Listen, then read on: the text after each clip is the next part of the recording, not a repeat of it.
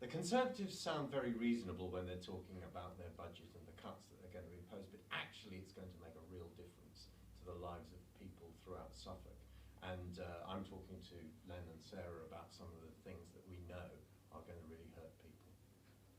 Absolutely, and I think it's a bit telling when we're asked to be accommodating of staff because they've got so much more work than they ever used to have because of the cuts, presumably, that they can't get as much done because it takes much longer. Well, we ought to be employing staff at the right price for the right job to do the things that people need now, not sometime in the future.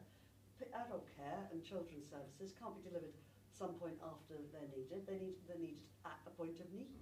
I find it quite remarkable that someone who's been in the administration all that time, taking part in making these cuts, in cutting the staff, and then saying to us we have to be patient because the staff can't cope. Yeah. I mean, it's quite ironic, isn't it?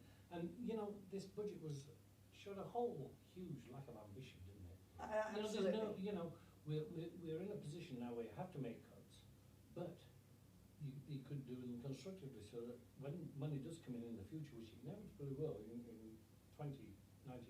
1920, then, you know, we ought to be stabilising things so that we can use that money when it does come in. This is a fantastic county, and you know, if the Conservatives were willing to actually make Absolutely. it possible for people to work with them, like with the voluntary sector Absolutely. and so on, we could Absolutely. actually have improving services, instead of which they're cutting everything left, right and centre.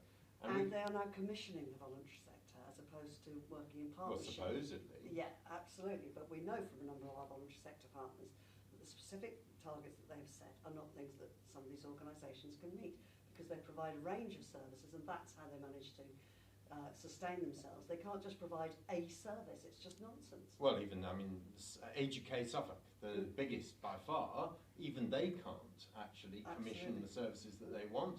If they can't do it, what hope is there for the small? Absolutely none, I'd say. Well, because the small ones are the ones that are really struggling because the dribble down effect has meant that they get nothing at all, and they're expected to pick up a lot of the pieces that are being shrugged off. Absolutely. We talk about the third sector as if it's this hugely wealthy. The annoying thing is, of course, the county council has got the money. Absolutely, absolutely. We got millions of pounds in reserves that have been added to over the years.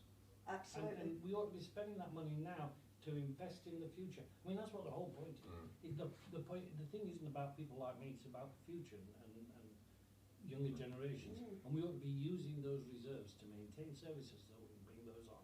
Of course you should, rather than referring to them as a political football. Yeah. It's not about being a political football, but it's about what's right for the most needy in Suffolk and that we all collectively stand by that. That's what we pay our taxes for. And that's why we're putting forward an amendment to the County Council next week to spend £16 million more of revenue on the services that really make a difference to the people of Suffolk.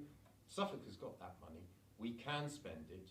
And I'll tell you what, if we don't pass the amendment next week, we'll bring it back in if we're controlling the council in June. Absolutely. Yes, yes. Yeah.